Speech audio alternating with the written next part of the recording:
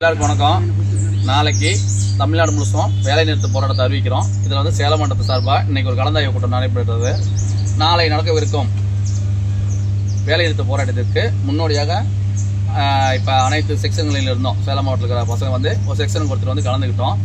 நாளைக்கு நம்ம பார்த்தீங்கன்னா மீடியா மூலியமாகவும் யூடியூப் மூலியமாகவும் நம்ம வந்து வேலை நிறுத்த போராட்டத்தை நாளைக்கு அனௌன்ஸ் பண்ண போகிறோம். சரியா?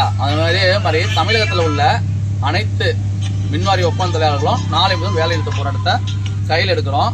இது வந்து முதல்வர் கவனத்துக்கு செல்லும் முறை. நம்மளை வந்து தினக்கூலி அடிப்படையில் பணியமர்த்த வேண்டும் என்ற ஒரு கோரிக்கையை வலியுறுத்தி வேலை நிறுத்த போராட்டம் நடைபெறுகிறது. அடுத்த திங்கட்கிழமை நம்ம சென்னையில் நம்மளுடைய போராட்டத்தை வைக்கிறதா இருக்கிறோம். இந்த ஒரு வார காலத்தில் தமிழகத்தில் அனைத்து மின்வாரி ஒப்பந்த தொழிலாளர்களும் ஒன்றிணைய வேண்டும் என்பதற்காக இந்த வேலை நிறுத்த போராட்டமானது நாளை முதல் அறிவிக்கப்படுகிறது என்பதை நாம் தெரிவித்துக் கொள்கிறோம். இதை அனைத்து மின்வாரி ஒப்பந்த தொழிலாளர்களும் கடைபிடிக்க வேண்டும்.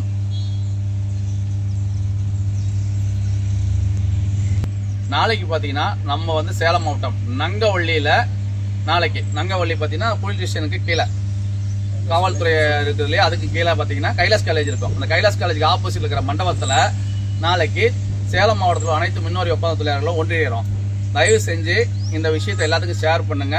சேலம் மாவட்டம் இருக்கிற மின்வாரி ஒப்பந்த தொழிலாளர்கள் நாளைக்கு நங்கவள்ளி, சரியா, நங்கவள்ளி கைலாஸ் காலேஜ் ஆப்போசிட் இருக்கிற மண்டபத்தில் நாளைக்கு 9 மணிக்கு எல்லாரும் அசம்பிள் ஆகிறோம். நம்மளுடைய வேலை நிறுத்த போராட்டத்தை அனௌன்ஸ் பண்றோம்ப்பா. சரியா? உங்களுடைய எல்லா பிரச்சனைகளும் நாளைக்கு அங்கே வந்து நீங்களும் பேசி எல்லாரும் வந்து நம்ம கலந்து ஒன்றிணைஞ்சு ஒரு நல்ல முடிவாக எடுப்போம். தமிழக அரசுகிட்ட இந்த வாய்ப்பு விட்டால் நம்ம எப்பவுமே நம்ம வேலை வாங்கவே முடியாது. சரியா? அதனால நம்மளுக்கு வந்து தினக்கூலி அடிப்படையில் தமிழக அரசு பணியமர்த்தும் முறை இந்த போராட்டத்தை நம்ம கையில் எடுக்க போறோம்.